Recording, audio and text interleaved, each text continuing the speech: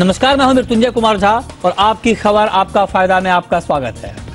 आज का हमारा मुद्दा है कि जिस तरह से आरबीआई ने दरें बढ़ाई हैं, क्या अब ये कहना ठीक है कि बहुत हुई महंगाई, अब ग्रोथ की घड़ी आई?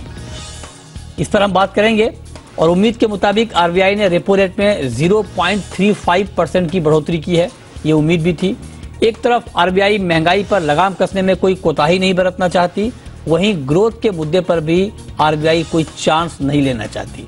आज हम इसी पर चर्चा करेंगे, समझेंगे कि क्या महंगाई आरबीआई और सरकार के लिए अभी भी एक बड़ी चुनौती बनी हुई है।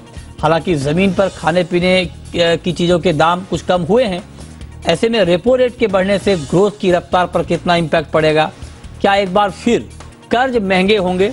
इन तमाम मुद्दों पर हम डिटेल में अपने एक्सपर्ट से बात करेंगे, लेकिन उससे पहले देखिए ये खास रिपोर्ट।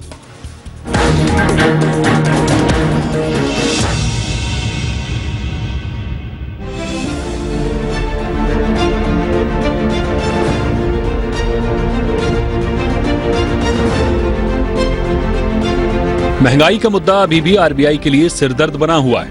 ऐसे में आरबीआई ने मॉनेटरी पॉलिसी के तहत रेपो रेट में 0.35% की बढ़ोतरी की है। यानी रेपो रेट 5.90% से बढ़कर अब 6.25% हो गया है। लेकिन इससे साफ हो गया है कि महंगाई के मोर्चे पर सेंट्रल बैंक की सख्ती बरकरार है। जाहिर है रेपो रेट की बढ़ोतरी से कर्ज और महंगा होगा, लेकिन आरबीआई ने पूरी कोशिश की है कि महंगाई और ग्रोथ के बीच संतुलन बना रहे। वहीं आरबीआई ने यह भी साफ कर दिया है कि अगर महंगाई उम्मीदों के मुताबिक कम नहीं हुई तो आगे भी रेपो रेट में बढ़ोतरी संभव है। बेलगाम महंगाई पर अंकुश लगाने के लिए आरबीआई ने इस साल मई से लेकर अब तक 2.25% के साथ लगातार 5वीं बार रेपो रेट बढ़ाया है। हालांकि आरबीआई गवर्नर ने उम्मीद जताई है कि महंगाई आहिस्ता आहिस्ता ही सही लेकिन कमजोर पड़ रही है। फिर भी आरबीआई की उम्मीदों के मुताबिक इसमें कमी नहीं आ पाई है और ये 6% के पार बनी हुई है। हालांकि आरबीआई ने उम्मीद जताई है कि कारोबारी साल 2023 के अंतिम तिमाही में महंगाई दर 6% के नीचे आ जाएगी। आरबीआई के लिए महंगाई के मोर्चे पर राहत वाली बात यह है कि होलसेल प्राइस इंडेक्स यानी डब्ल्यूपीआई 8.39% के साथ 19 महीने के अपने निचले स्तर पर है। वहीं सब्जियों की महंगाई घटकर 17% के आसपास है, जो कि अक्टूबर में 40% के करीब थी। जमीन पर भी सब्जियां और फल सस्ते हुए हैं। अनाज और खाद्य तेल की कीमतों में भी कुछ कमी आई है। क्रूड और एनर्जी की कीमतों में मामूली कमी आई है। कंपनियां भी महंगाई घटने का फायदा कंज्यूमर तक पहुंचाने के लिए तैयार दिख रही हैं। मगर सवाल यह है कि क्या लगातार महंगा होता कर्ज ग्रोथ की गाड़ी की रफ्तार घटा सकता है? गवर्नर शक्तिकांता दास ने भी वित्त वर्ष 2023 के लिए जीडीपी में वृद्धि के अनुमान को 7% से घटाकर 6.8% कर दिया है। हमारे लिए महंगाई के साथ बेरोजगारी भी बड़ी समस्या है और जब तक ग्रोथ तेज नहीं होगी, रोजगार के मौके पैदा नहीं होंगे। अच्छी बात यह है कि तेज इकोनॉमी ग्रोथ के लिए तैयार दिख रही है। बैंक क्रेडिट में 8 महीने से डबल डिजिट ग्रोथ जारी है। शहरी इलाकों के साथ ग्रामीण इलाकों में भी मांग में सुधार देखने को मिला है। ग्लोबल मंदी की आशंकाओं के बीच इंडियन इकोनॉमी अच्छी ग्रोथ दिखा रही है। ऐसे में अब वक्त आ गया है कि रिजर्व बैंक और सरकार दोनों ग्रोथ पर फोकस करें और इसे 7% के ऊपर पहुंचाने की कोशिश करें। ब्यूरो रिपोर्ट, जी मीडिया। और चलिए अब चर्चा की शुरुआत करते हैं। और चूंकि महंगाई अभी भी एक बड़ा मुद्दा है और महंगाई को बहुत ही डिटेल में देखते हैं, समझते हैं सिराज हुसैन साहब, जो कि फौजी है, लेकिन अभी भी जो आरबीआई का जो टारगेट है, जो लिमिट है, उससे महंगाई ऊपर है। 2 से 6% की लिमिट आरबीआई की है। उसके मुकाबले रिटेल का इन्फ्लेशन हमारा 6.77% है। क्या आपको लगता है कि हालांकि महंगाई में कुछ कमी आई है, सब्जियों के दाम कम हुए हैं, खाने के तेल के दाम कम हुए हैं, कुछ और चीजों के दाम कम हुए हैं, क्या महंगाई का ये जो घटता क्रम है ये कंटिन्यू रहेगा सर? देखिए, अगर मौसम ने साथ दिया और पिछले साल की तरह क्लाइमेट चेंज का इफेक्ट नहीं आया, तो हम उम्मीद कर सकते हैं कि रबी फसलों की जब आमद होगी मार्च अप्रैल में, तो महंगाई में और मॉडरेशन होगा। और इसीलिए आप देखिए कि रिजर्व बैंक ऑफ इंडिया ने ये प्रोजेक्शन किया है कि जो पूरे साल में महंगाई की दर है, यानी कि 4th क्वार्टर में जो महंगाई की दर है वो घट के 5.9% हो जाएगी। और सीपीआई भी उम्मीद की जा रही है कि अगले साल घट के 5% हो जाएगा पहले क्वार्टर में और दूसरे क्वार्टर में 5.4%। तो ये सब कुछ डिपेंड करता है, जहां तक फूड इन्फ्लेशन का सवाल है, काफी हद तक डिपेंड करेगा कि हमारे देश में क्लाइमेट चेंज का क्या इम्पैक्ट हो रहा है, क्योंकि बहुत अच्छी बुआई हुई है, हमारे रिजर्वॉयर्स तकरीबन फुल हैं और ग्लोबल प्राइसेस भी किसी हद तक कम हुए हैं एडिबल ऑयल्स के। तो कुल मिला के हम कह सकते हैं कि हम आशावादी हैं। वादी हैं, आप कह रहे हैं कि आगे महंगाई में कुछ और कमी आ सकती है। हमारे साथ अदिति नायर भी जुड़ चुकी हैं, चीफ इकोनॉमिस्ट इकरा की। अदिति जी, बहुत बहुत स्वागत है आपका भी। और मेरा आपसे सवाल ये होगा कि आप देखिए कि लगातार 3 बार 50-50 बेसिस पॉइंट की बढ़ोतरी के बाद इस बार जो बढ़ोतरी की रफ्तार है उसको धीमी की गई है, 0.35% की बढ़ोतरी हुई है। इससे क्या संकेत माने जाए? क्या ये संकेत माना जाए कि महंगाई की चिंता आरबीआई को भी कुछ कम हो गई है, और क्या अब जो सुई है वो महंगाई से शिफ्ट होकर ग्रोथ की तरफ घूम रही है? देखिए, आज का जो रेट डिसीजन था वो एक्सपेक्टेशंस के मुताबिक था in terms of 35 basis points का जो रेट हाइक सामने आया है। लेकिन हमें लगा था कि अगर नॉन यूनानिमस वोट होगा तो उसके साथ एक ज्यादा डविश टोन आएगी पॉलिसी डॉक्यूमेंट में, जो एक्चुअली नहीं थी। That was not the case. और मैं कहूंगी कि अभी भी बहुत फर्मली इन्फ्लेशन ही सेंटर स्टेज है एमपीसी के डिसीजन मेकिंग के लिए। 50 बेसिस पॉइंट से 35 बेसिस पॉइंट्स पे जो कटौती करी गई है रेट हाइक के क्वांटम की, वो इसलिए है कि इन्फ्लेशन के पिछले प्रिंट में थोड़ी मॉडरेशन आई है। लेकिन अब आगे जाके गवर्नर ने अपनी स्पीच में जैसे 2 चीजें पे बहुत महत्व दिया। एक तो इन्फ्लेशन अभी भी 4% के जो मिड पॉइंट है मीडियम टर्म टारगेट रेंज का, उससे बहुत दूर है। पहले फोकस ज्यादा 6% के नीचे आने पे था, अब ये फोकस आज दिया गया कि 4% से अभी भी बहुत ऊपर है हम। दूसरी बात, कोर इन्फ्लेशन और उसकी स्टिकीनेस को भी सामने लाया गया। तो हमने तो हमारा यही टेक अवे है कि इन्फ्लेशन अभी भी वेरी मच सेंटर स्टेज है। इसके बावजूद की जो ग्रोथ प्रोजेक्शन है FY23 का, उसको 20 बेसिस पॉइंट से काटा गया है। आगे जाके मेरे हिसाब से तो अगेन बहुत क्लियर सिग्नल है कि टाइम इन्फ्लेशन की अभी इम्पोर्टेंस कम नहीं हुई है। हाँ, ठीक। अब आप कह रहे हैं कि महंगाई की चिंता अभी कम हुई नहीं है, बेशक दरों में बढ़ोतरी की रफ्तार कुछ धीमी हुई है, लेकिन आप कह रहे हैं कि महंगाई अभी भी सेंटर पॉइंट में है आरबीआई के भी। हमारे साथ बलदेव प्रकाश भी जुड़ चुके हैं, एमडी और सीईओ J&K बैंक के। सर, बहुत बहुत स्वागत है आपका जी बिजनेस पर। मेरा आपसे यही सवाल होगा, जो बात अभी अदिति जी कह रही थी कि रफ्तार कम हुई है लेकिन दरें बढ़ रही हैं, और आप देखिए कि इसी साल करीब करीब 250 बेसिस पॉइंट की बढ़ोतरी हो गई है ब्याज दरों में, और हम अभी 6.25% पर खड़े हैं। जिस तरह से ब्याज दरें बढ़ रही हैं, आपको लग रहा है कि इसका लॉन्ग टर्म या शॉर्ट टर्म कोई बड़ा इंपैक्ट क्रेडिट ग्रोथ पर हो रहा है या होगा?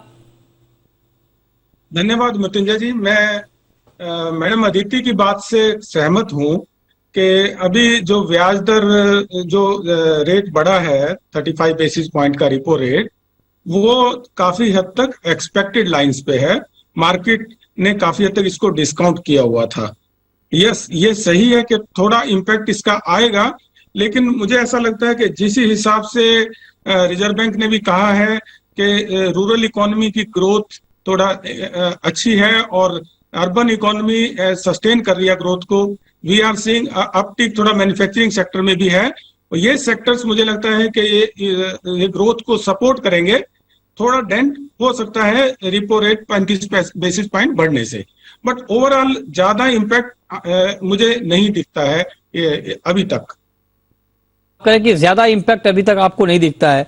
लेकिन सिराज जी, अगर मैं आपसे पूछूं, जो कि 2 से 6% की लिमिट है आरबीआई की, सेंटर पॉइंट आप 4% मान लें, तो जैसे आपने कहा कि जब रबी की अराइवल शुरू होगी, रबी की कटाई होगी, तो महंगाई में कुछ और कमी आएगी। तो क्या हम उम्मीद करें कि 4% के आसपास हम आ जाएंगे, या 4% के लेवल पर आने में अभी लंबा वक्त लगेगा?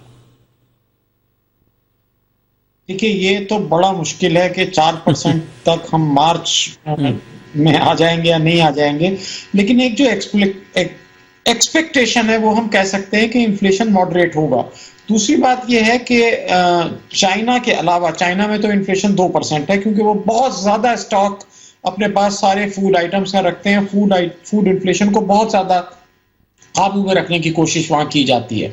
तो चाइना को अगर हम छोड़ दें तो बाकी सारे कंट्रीज के मुकाबले में हमारा इन्फ्लेशन का मैनेजमेंट मैं कहूँगा काफ़ी बेहतर रहा है, और उसकी काफ़ी बड़ी वजह यह है कि पेट्रोलियम प्राइसेस में मॉडरेशन हुआ है, एडिबल ऑयल के प्राइसेस में काफ़ी ज़्यादा मॉडरेशन हुआ है, और काफ़ी चिंताओं के बावजूद हमारी खरीफ की जो फसलें थी वो उतनी डैमेज नहीं हुई जितनी कि मानसून के इरेटिक होने की वजह से हम उम्मीद कर रहे थे। तो कुल मिला के हम कह सकते हैं कि मॉडरेशन होने की उम्मीद है। अब 4% पहुंचेगा या नहीं पहुंचेगा, या उससे थोड़ा ज्यादा रहेगा, ये तो बहुत मुश्किल है इसको प्रिसाइजली बताना। आप कह रहे हैं कि बेशक वो आंकड़ा आए या ना आए ये कहना मुश्किल है, लेकिन आप कह रहे हैं कि महंगाई में कमी तो आएगी। अच्छा सर, आपने कहा कि हमारा जो महंगाई का मैनेजमेंट है बड़ा अच्छा है, तो क्या दरों में बढ़ोतरी करके महंगाई को काबू में करने का मैकेनिज्म भी ठीक है? ये कारगर साबित हो रहा है, काम कर रहा है ग्राउंड पे? देखिए इस पे पूरी दुनिया में डिबेट है, और आपके पैनल में बड़े इकोनॉमिस्ट हैं, वो इस पे ज्यादा बेहतर तरीके से बता सकते हैं। लेकिन ये एक बड़ा इफेक्टिव कंट्रोल का मैकेनिज्म सारी रिजर्व बैंक, दुनिया की जितनी सेंट्रल बैंक्स हैं वो इसको मानती हैं। कुछ कंट्रीज ने इसके अगेंस्ट काम किया। मिसाल के तौर पे टर्की ने कहा कि हम इंटरेस्ट रेट बढ़ाएंगे नहीं, हम तो इंटरेस्ट रेट घटा देंगे। तो उन कंट्रीज की परफॉर्मेंस कोई बहुत अच्छी नहीं रही। तो डिमांड को कम करने के लिए, जो एक्सेसिव लिक्विडिटी है उसको कम करने के लिए ये एक तरीका होता है। लेकिन ये मैं मानता हूं कि खाली हम ये नहीं कह सकते कि इसी की वजह से इन्फ्लेशन कम हो जाएगा, खासतौर से फूड इन्फ्लेशन, क्योंकि उसमें सप्लाई साइड फैक्टर्स भी बहुत महत्वपूर्ण है। अब अदिति जी, एक सवाल मैं आपसे ये पूछना चाहता हूं कि ग्रोथ के अनुमान को लेकर थोड़ी चिंता है, ग्रोथ का अनुमान भी घटाया गया है, उस पर आपकी राय क्या होगी? क्या इसको लेकर चिंता ज्यादा है, या आपको लगता है कि ये तात्कालिक चिंता है? महंगाई कम होने के साथ साथ जब आरबीआई का रुख थोड़ा और नरम होगा ब्याज दर पे, तो ये चिंता धीरे धीरे दूर हो जाएगी। देखिए, पहले तो मैं अपनी इन्फ्लेशन फोरकास्ट बताना चाहूंगी। हमारा ये अनुमान है कि इस साल जो हेडलाइन सीपीआई इन्फ्लेशन है वो लगभग 6.6% के आसपास रहेगा, जो एमपीसी के फोरकास्ट से हल्का सा ही कम है। और अगले साल का हमारा पूरे साल का एवरेज जो फोरकास्ट है हेडलाइन सीपीआई इन्फ्लेशन का, वो 5.2% है। तो 4% पे हम सस्टेनेबली तो अगले साल में भी नहीं पहुंचेंगे। आई डोंट थिंक कि किसी का भी है, और इसलिए अभी भी एमपीसी इन्फ्लेशनरी एक्सपेक्ट को अनएंकर से को अवॉइड करने के लिए उन्होंने इतना सॉर्ट ऑफ हॉकिश तरह का आज जो Q2 का ग्रोथ था वो एमपीसी के प्रोजेक्शन के मुताबिक आया था, और अब उन्होंने Q3, Q4 और अगले साल के Q1 के प्रोजेक्शन जो हैं वो हल्के कम किए हैं। अब देखिए, मेरे हिसाब से मेरी रीडिंग थोड़ी फर्क है इकोनॉमी की। जो अक्टूबर के बाद जो हमारे सामने डेटा आया है उसमें पॉजिटिव्स और नेगेटिव्स दोनों हैं। पॉजिटिव्स एक तो जैसे हम सब बात कर रहे हैं, रबी सोइंग ने एक्सपेक्टेशन से बेटर पिकअप किया है, और मेरा भी यही रीडिंग है कि जो एक्सपेक्टेशन थी कि खरीफ क्रॉप में बहुत वाइड स्प्रेड डैमेज हुई थी अनसीजनल रेन की वजह से, वो शायद उतनी चिंता की बात नहीं है। तो ये दो तो एग्री सेक्टर के पॉजिटिव्स हैं। ठीक है। फेस्टिव सीजन का सेंटिमेंट मेरी एक्सपेक्टेशन से बेटर था। अब ये देखना है कि वो डिमांड जो है कितनी सस्टेन होती है after the festive season is over. अक्टूबर के आंकड़े बहुत खराब हैं, सारे ही हाई फ्रीक्वेंसी इंडिकेटर्स खराब ही हैं। क्यों खराब है? क्योंकि अक्टूबर में इस बार दिवाली पिछले साल से जल्दी आई थी, तो ज्यादा छुट्टियां थी। तो वाई ग्रोथ जो है काफी इंडिकेटर्स में हमें अक्टूबर में स्लाइड दिखा है, और सबसे बड़ा जो नीजक सॉर्ट ऑफ नेगेटिव रिएक्शन हुआ है वो हुआ है एक्सपोर्ट्स के कॉन्ट्रैक्शन से। हमारा मानना ये है कि एक्सपोर्ट्स में कॉन्ट्रैक्शन हुई, month on month sequential momentum merchandise services दोनों का सितंबर से अक्टूबर में कम हुआ, लेकिन साथ ही साथ इंपोर्ट्स भी कम हुए। तो ये हमें जो है ना थोड़ा सा अक्टूबर के डेटा को नजरअंदाज तो मैं नहीं कहना चाहूंगी, बट उससे बहुत ज्यादा हमें नेगेटिव टेक अवे नहीं लेना चाहिए, क्योंकि अभी तक जो नवंबर के हाई फ्रीक्वेंसी इंडिकेटर सामने आए हैं उनमें रिवर्स चीज देखने को मिल रही है। क्योंकि लास्ट ईयर छुट्टियां थी, इस साल नहीं थी, इसलिए बहुत अच्छा वाई जंप हमें दिख रहा है।